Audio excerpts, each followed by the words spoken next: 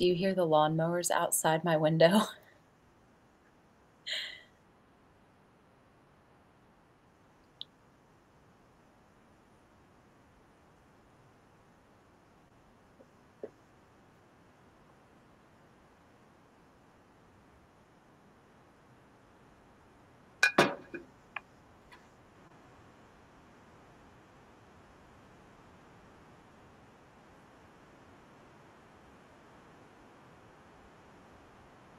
Okay, I see the link is live.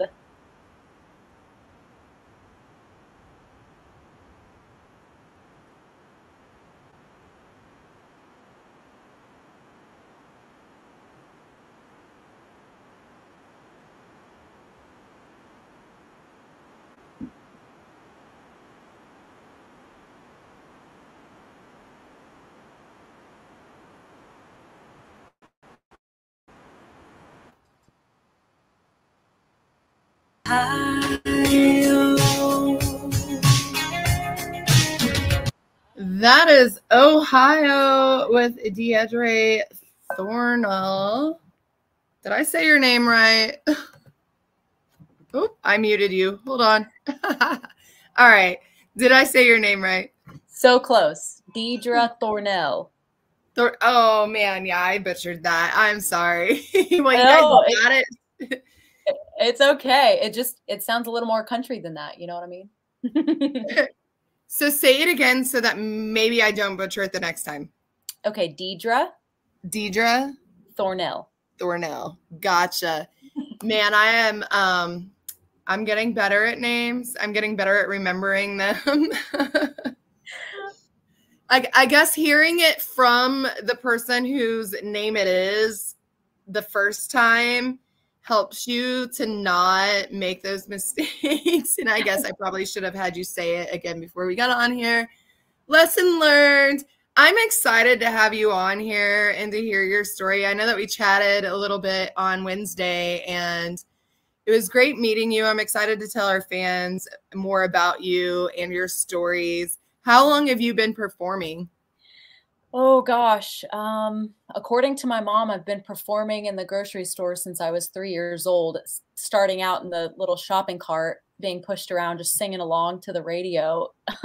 But professionally, I started singing on stage when I was 10 years old, 9 or 10.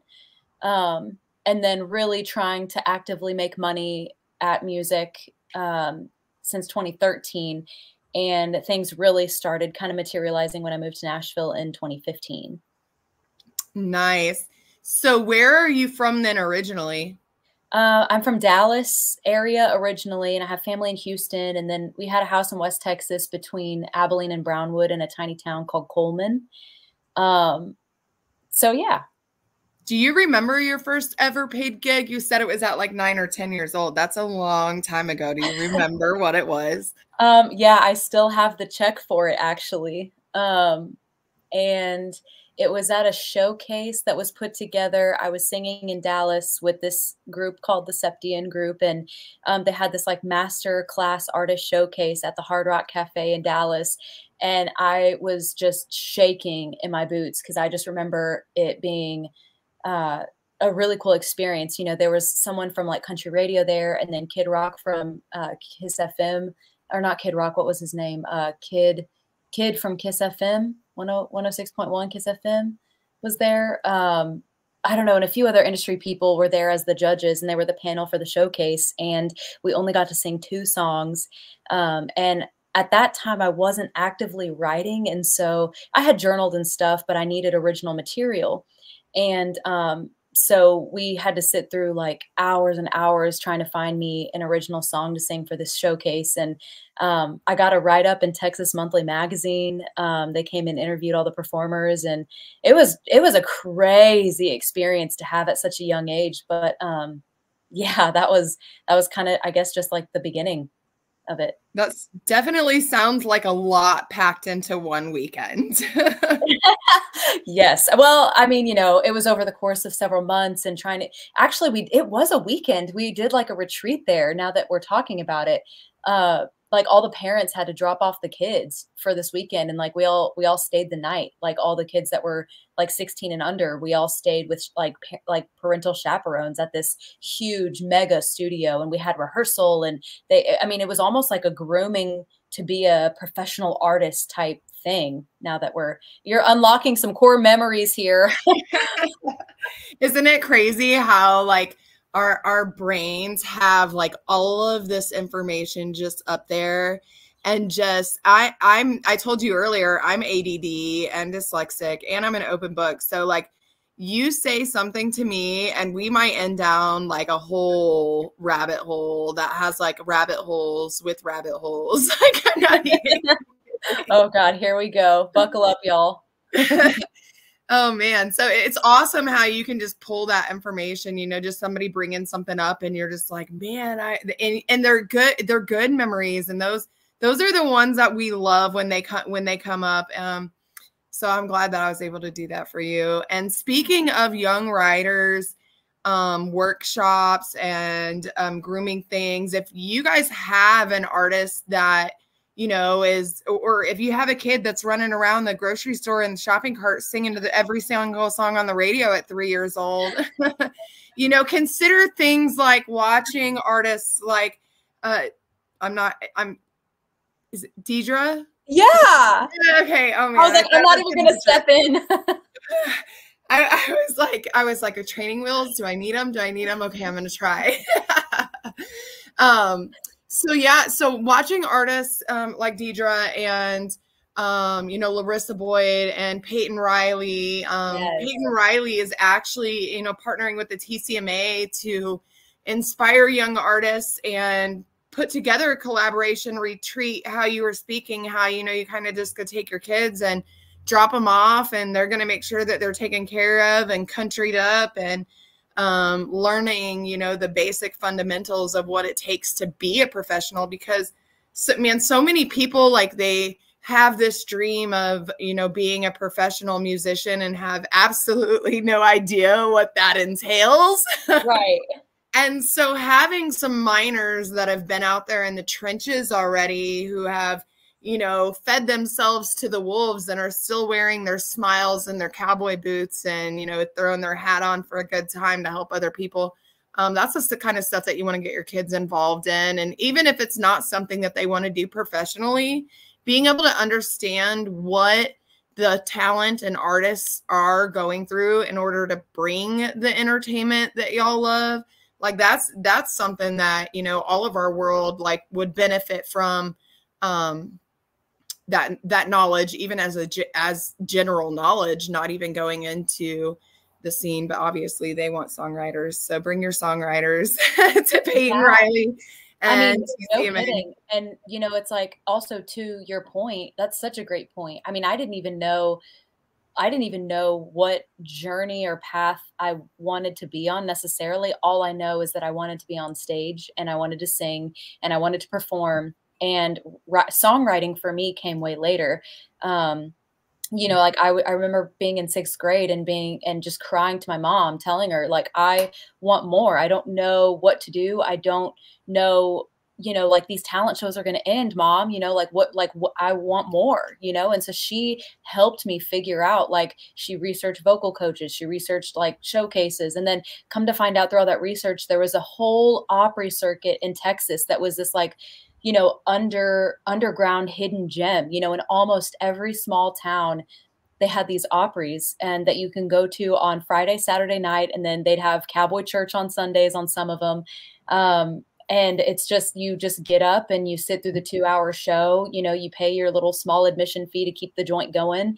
And there's like a little intermission in between. And at the end of the show, you just put your name on the sign up. And at 11 years old, that was like my first experience with a live band on stage. And I got up and sang a Patsy Cline song, because, you know, you're singing to all the blue hairs that are just like, that have nothing to do on a Friday, Saturday night, then go to the local Opry. Right.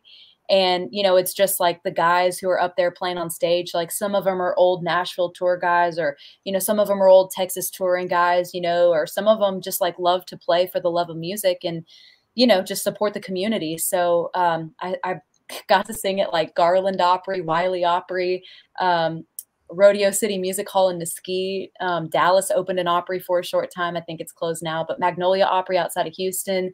And like those times with all those bands, like got my, not only kept my chops up as a vocalist, but the experience you get from just being on stage, working with musicians. And although I am a terrible guitarist, I really don't practice as much as I should, but you get to be around these musicians who are just crazy talented, talking about number charts and, you know, the keys of songs and the modulations and like all these things when you're 10, 11 years old, and you're just like, oh my gosh, like what language are they even speaking? And you just learn to adapt to being around that musician life, which was really cool. But yeah, and being able to do that from a young age, I mean, we learn easier at a younger age. So if that's something that your child's passionate about, getting them around it and in the scene as much as you can at a young age is going to be beneficial for them. You know, don't just like, you know, drown their passion and wait until they're 18 and they're out here living on the streets playing a guitar and they're busting, like, right. I mean, dreams. Like they're gonna, if that's their passion, you're not going to be able to get it out of them. That's,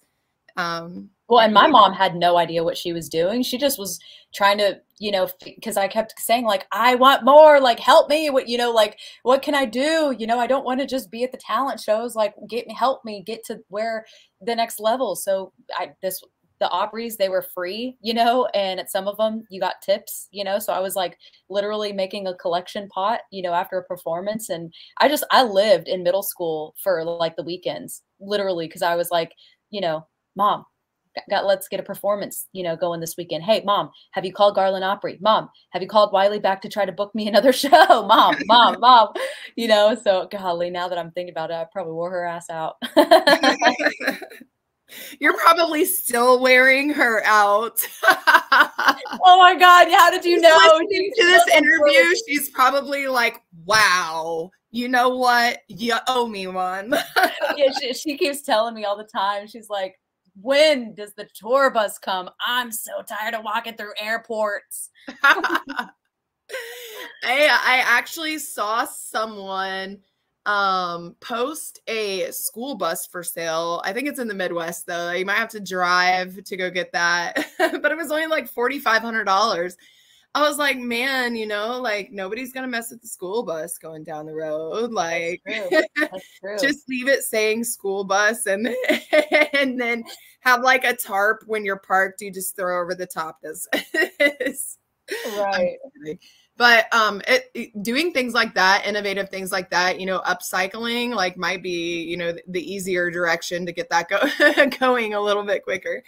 But tour buses are a lot of work, man. People don't understand. Like, yes, they're a great thing to have, but when you only get 5 miles to the gallon, they need fan support. So if you want Deidre to have a tour bus, you guys have to up your support. Absolutely. Yes. Thank you, Cynthia. Because one breakdown could be like a whole month worth of gigs. Yeah, literally. It's like freaking putting jet fuel in a jet. You know what I mean? Yes, that sounds like a hook. We got a song about the upcoming tour bus coming. We're working on it right now, y'all. Literally in real time. Help us out. What's another line? Yeah, right. Speaking of songs, and I want to rewind here a little bit because that was like 14 minutes ago. Gosh, you're so easy to talk with. The song we listened to, Ohio. What is the story behind that song? Oh my gosh. That's funny. I was kind of hesitant to send you that one because I know it's like Texas Brew Radio, right? But like you said, my most streamed song on Spotify, and having my largest base stemming from Texas, I was completely shocked that Ohio took off and caught like wildfire as much as it did. But I think because it's so filled with like heart and just a message that everybody can relate to, you know, I think it just resonates with people. And it doesn't matter if you're in Texas or Ohio or Alaska. You know, the point is that sometimes whenever you leave a love behind that's, you know, is not the best situation, or you have a terrible breakup or whatever the case is, the reason why you two can't be together anymore, and you return to that place and you go back into that mindset, and you're just like, automatically just put in the footsteps of that time, that place, that smell, that kind of like a strawberry wine, you know, like you start to kind of like get those memories just wash over you. It's kind of like that. And I think that's why people just kind of resonated with Ohio. But that was my COVID song. I was working at my part-time job and happened to connect with this gal, and we just became fast friends and just hit the ground running to writing almost every weekend. And it was honestly her brainchild. She was born and raised in Ohio. She was a Cleveland girl for many generations of her family. And we got to talking about love, and she kind of had this idea of like this Ohio Romeo. And so we just kind of took that and ran with it. And, you know, I wanted to keep that like strawberry wine type, you know, nostalgic feel to it. And so we just kind of put our heads together and collaborated, and out came Ohio. And so, yeah, it took off. And I had already recorded like 2 other songs before Ohio, and I ended up releasing that one first because I just loved it so much. And yeah, so it's crazy. It's actually a really beautifully put together song. And I think a lot of it too is you have to think that Texas and Nashville are like music meccas.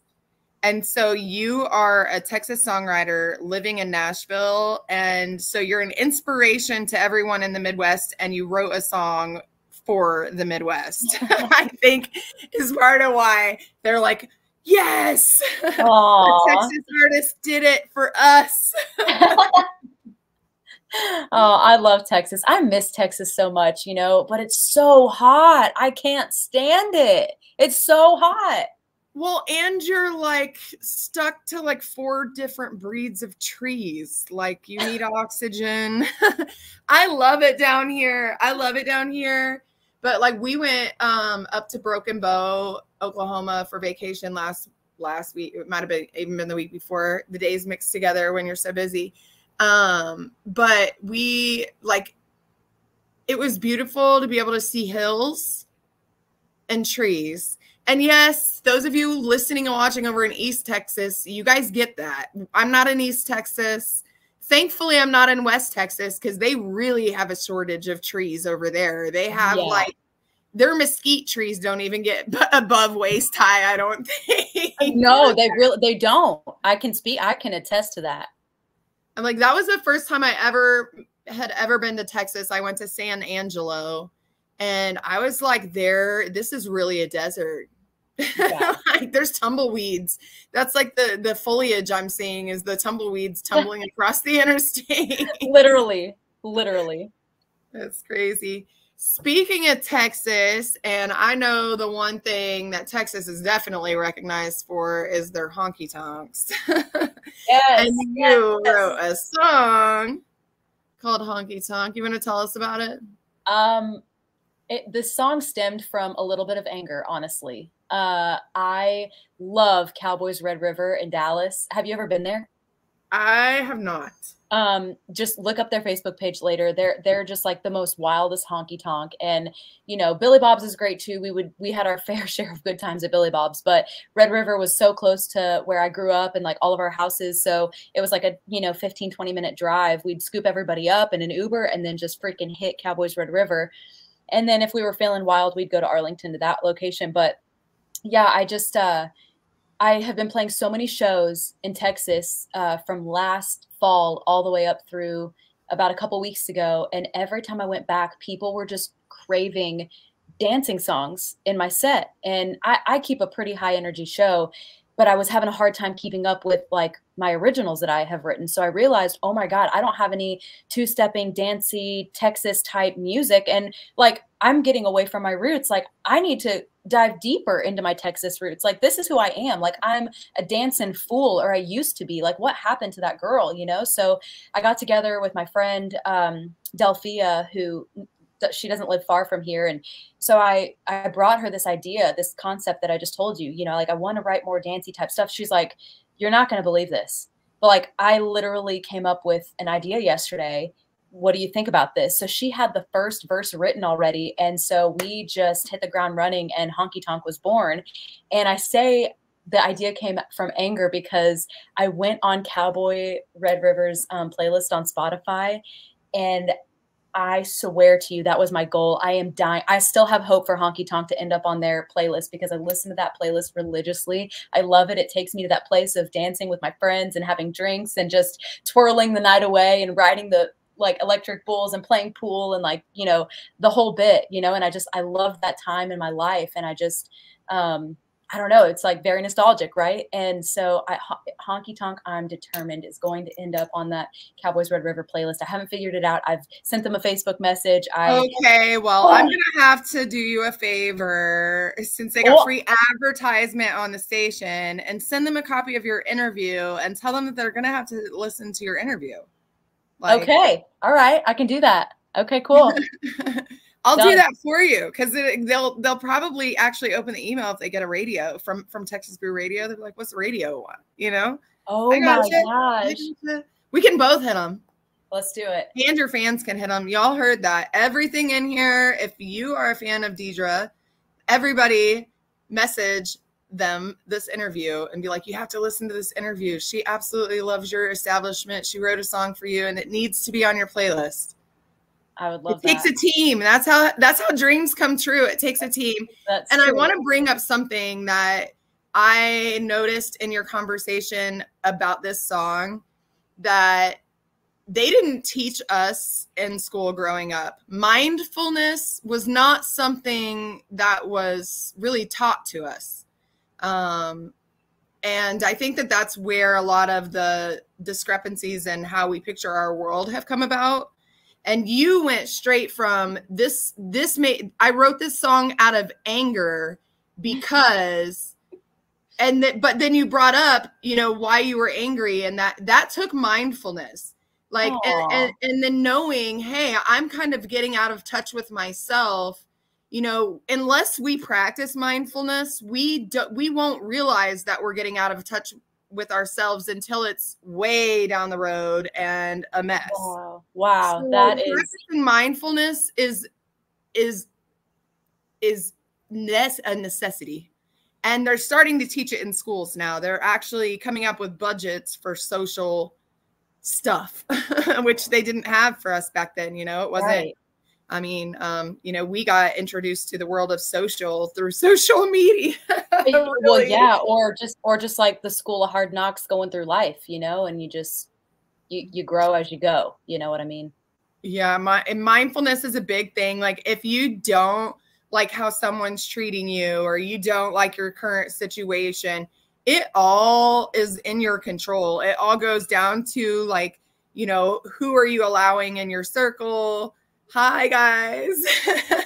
Who are you allowing in your circle? Like, what are you doing? Because everything, like, we have control of what goes on around us, whether we really think that we do or not. And sometimes it takes that hard part of being mindful to the point that, you know, this person, you know, may have been in your life for 10 years, but it's not a fit. You know, being mindful. Right. You have to be mindful, and you have to do those hard things, and you have to make those changes. And I'm excited for you because it sounds like that was like kind of a rebirthing. That song development was kind of like a rebirthing of, like, no, this is me, world. I'm not letting you get to me. That is so good. Listen, I'm going to reach out to you when I need my press release written, because everything you're saying rings so true to how I'm feeling right now. And you know, I'm independent. So it's like, I'm sitting down trying to write my press releases for all this new music. And I'm like, oh my gosh, why can I not look internally and write something for myself? And I'm just going to call you and be like, hey, I'm struggling. Can you help me write this press release? Because everything you're saying is so true. Using the word rebirthing is it's like so aligned with me right now. That's so true.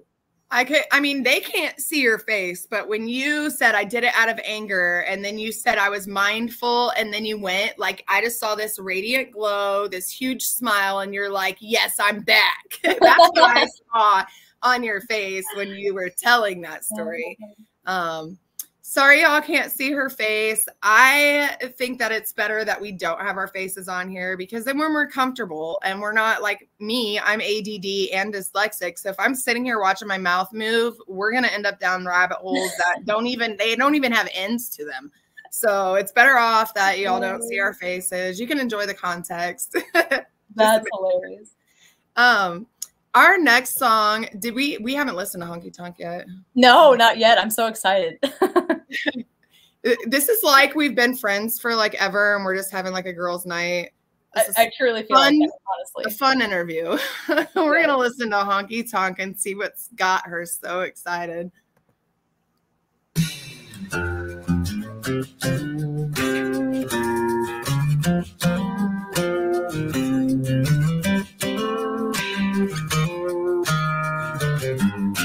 Sitting home on Friday night, you're on your second natty light. Might be enough for you, ain't enough for me.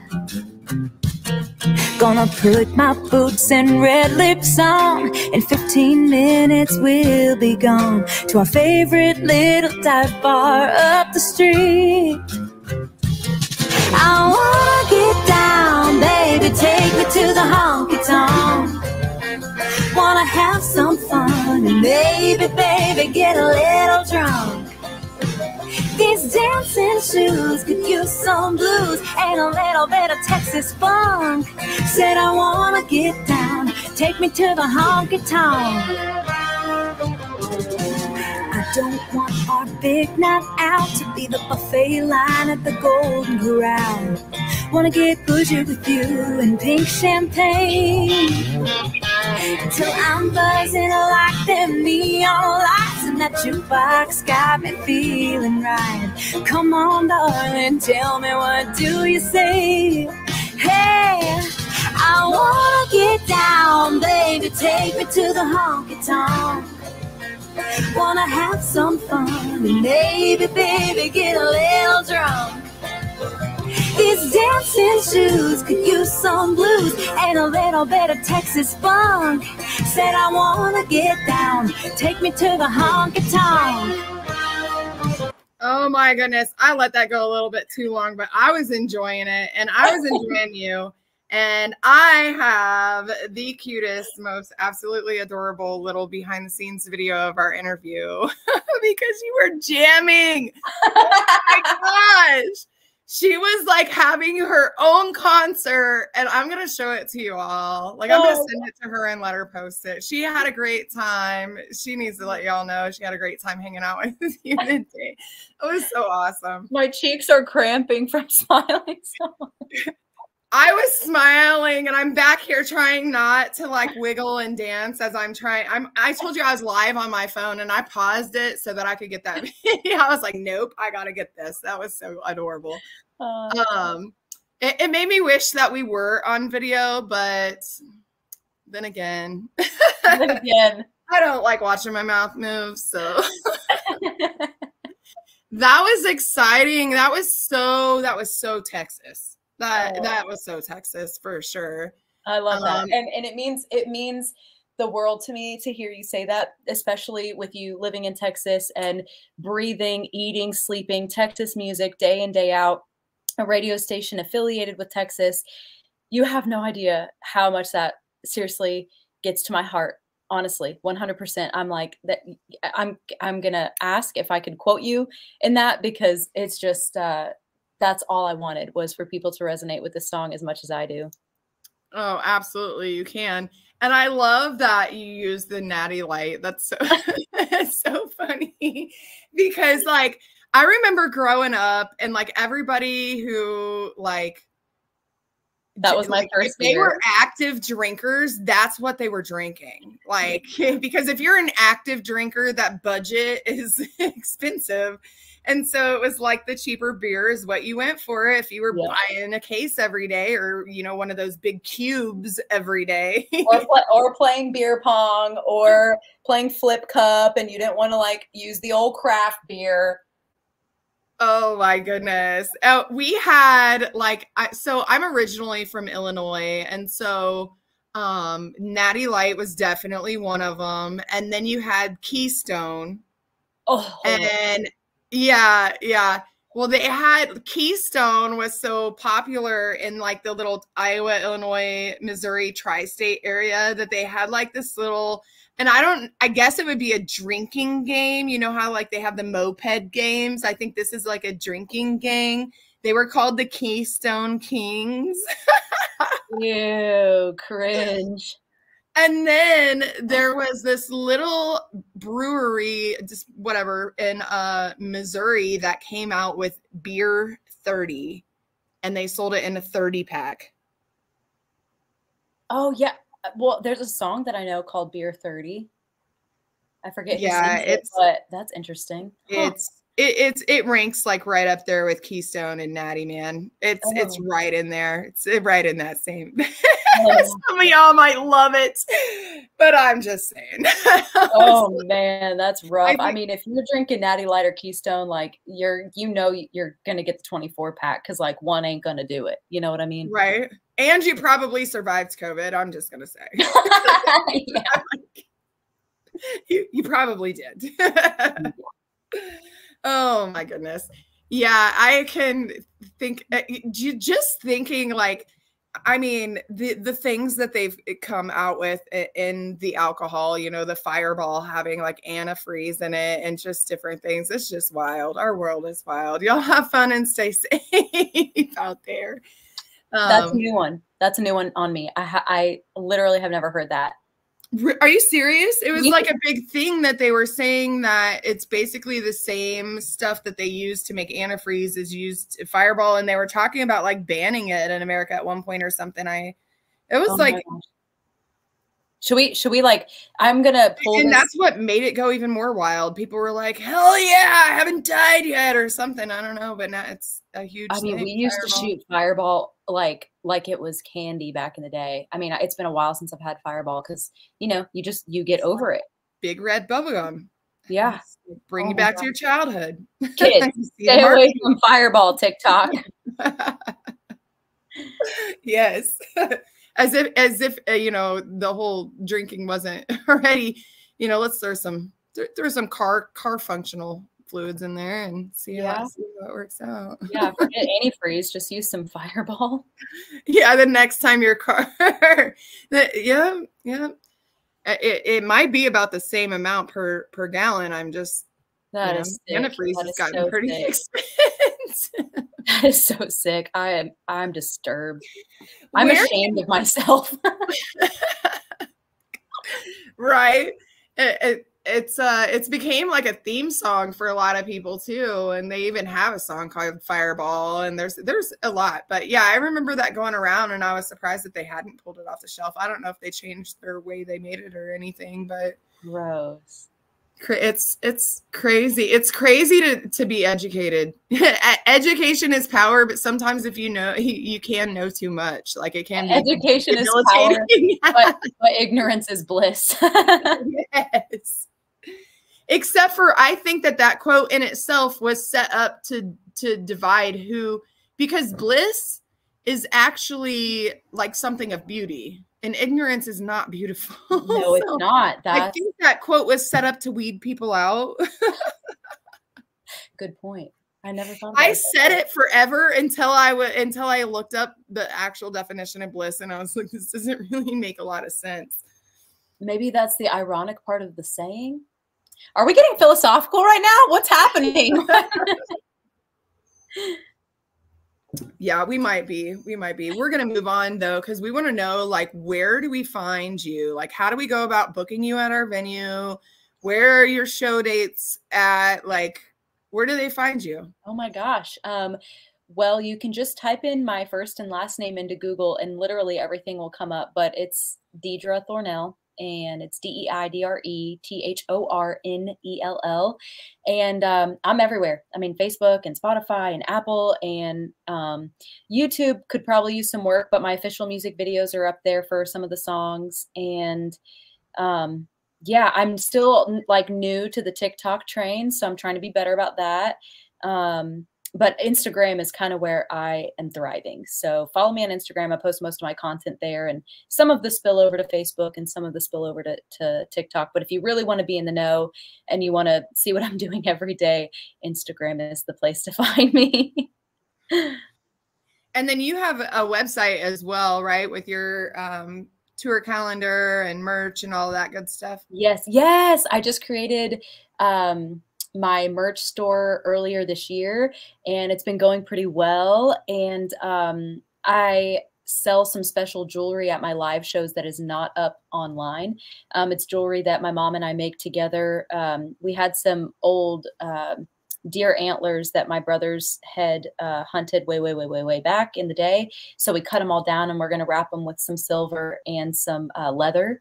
And we're going to make earrings and some necklaces and stuff like that when things slow down here. And I'll have those at my live shows. And but yeah, the merch store is up there. I do have a website, DeidreThornell.com, and yeah. That's awesome. I do want to remind you guys that merch is what pays for the dreams. If you want more music, get the merch. The shows pay for the gas and the equipment. The merch pays for the dreams. Oh, spoken like a songwriter. It's so true. It's so true. I mean, here, let me book you. It's $300. You have to drive 4 hours. Oh no, I'm sorry, your guitar broke. Get a new one. Yeah, that's how it works. Without the merch, it is almost impossible to go anywhere without a struggle. Yeah. And we want the bus, not the struggle. Yeah. Get the merch. That's so true. God, it's so true. So Honky Tonk is out right now. It's live. Is it on the charts? I was supposed to call today. So as soon as we hop off, I'm going to call CDX right now and see what information I can find out, because it's technically only been tracking for about a week and a half, 2 weeks, maybe. So yeah, to be determined. I'm not sure yet. This is my first situation with radio, actually. So I'm still new. I'm green to the whole thing. Oh, nice. And you've released quite a few songs. I was on your Spotify and I saw that you have like 10 songs on here that are open for people to go listen to. Honky Tonk, He Never Does, Simple Little Things, Ohio. We also listen to Black Widow. Oh, yeah. Keep On Loving Me, Break Up With Her. That sounds like an interesting song. I'd never play a show and not play that song. It is, that one's so cute. It's one of my first songs that I wrote in Nashville when I first moved here. And yeah, it's a good one for sure. She wrote Ghost Town. The rest of her, actually, I did not write Ghost Town. That one was a Jake Owen cover, believe it or not. Oh, okay. Yeah. So she has cover songs on here too. My bad. It's listed here. She covered it from Jake Owen. You guys, she has an amazing voice. I love hearing what artists do with the other artists' music. And it seems almost like in today's world, the way the music industry is set up with you guys having to be like little puppets and cover everyone else's music, you almost have to have a recorded cover song on your stuff for you to, you know, blend in there. I've noticed that a lot of artists have started doing, you know, at least one or two that they release that are covers of other artists to just kind of keep that legacy alive. And then also, you know, I mean, honestly, I just was looking for a filler for my EP at the time, but now that you're mentioning that, I'm like, oh crap, yeah, I need to record a cover song. Yeah, I mean, and then we have a song called Dallas. That's, oh gosh, that's I wrote about a guy that I was seeing in Dallas while I was about to make my move to Nashville, and that was hard. That was really hard, but yeah. Hope you put it in a song. You got to get it out somehow. being able to turn that pain into something beautiful is awesome. I tell people all the time, like, because I had started doing the jokes and strokes for folks. They're like, why are you mixing comedy and music? They don't mix, but they really do mix, because in all honesty of it, what is going on is we're seeing the rainbow of those broken pieces. We're seeing the light that's shining through that broken is what we're seeing with comedy and with music. If it's a lot of I mean, we know Robin Williams. He made people laugh because he had a hard time doing it himself. And that's kind of where a lot of comedy spars from. And that's, you know, a lot of where music even comes from, is that, you know, you want something more out of life for yourself and other people. And that's the rainbow that we get from the broken pieces. And it's relatable for sure. And it's good to have a positive way to get things out. Like how you were saying that you were angry, so you wrote honky tonk. Like having a productive way to get things out means that you're not going to use the destructive ways to get things out. And so teaching your kids that too is very, very important. And also it doesn't go just like for the artist to, you know, use writing as an escape. It also goes for the listener too. You know, finding that music that is your outlet for your anger, if you just need to cry, if you just need to be happy, if you just need to freaking dance, if you need to be silly, if you want to go on a long car ride and you just need some car driving music, you know, it's like, you know, not only is it therapeutic from like an artist or a writing or a co-writing standpoint, it's also therapeutic for the listener too. You know, it's like all the way around.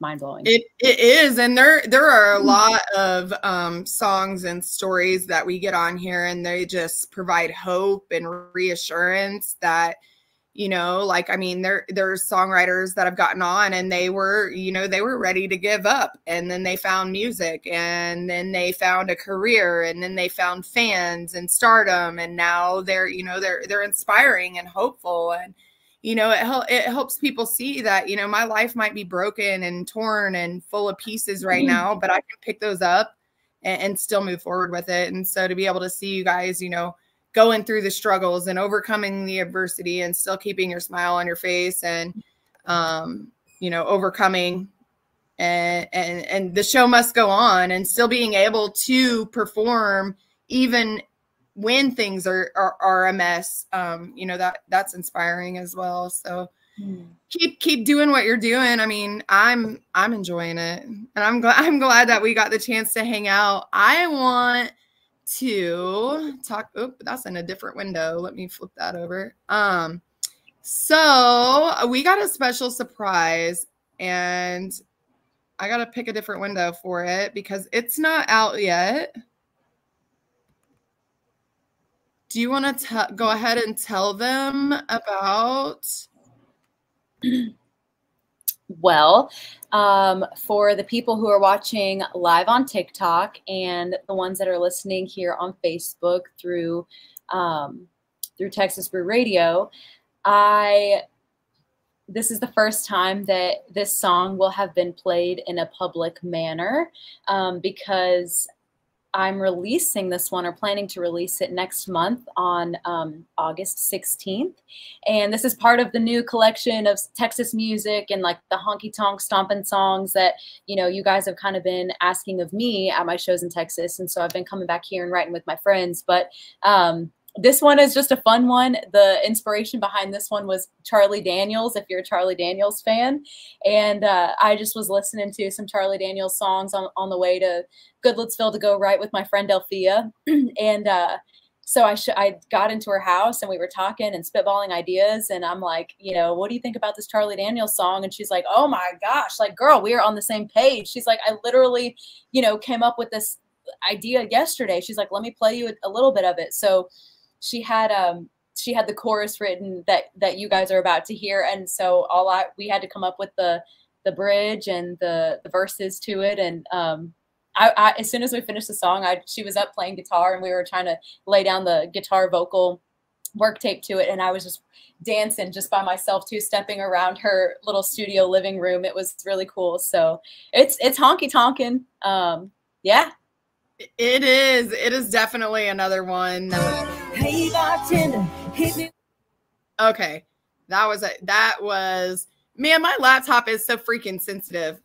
Yeah, that was a little clip, but this one definitely has some, you know, two-step and definitely twang to it. Like, you're going to get out there and move to this song. And it definitely sounds Texas. Girl, you're from Texas. You don't let nobody tell you no different. We're going to give a listen to Boys at the Bar. and let Deidre get back to her day. Thank you guys for tuning in, and make sure you keep an eye out on our page for when she releases this song and we play it in our new movie. Another round. Cocktail napkin, dry my tears. Tired of wasting precious years. Charge my tab to your Amex credit card. Should've known better right from the start. A bottle can break, but it can't break my heart. So who needs you when I'm drinking with the boys at the bar? Yeah.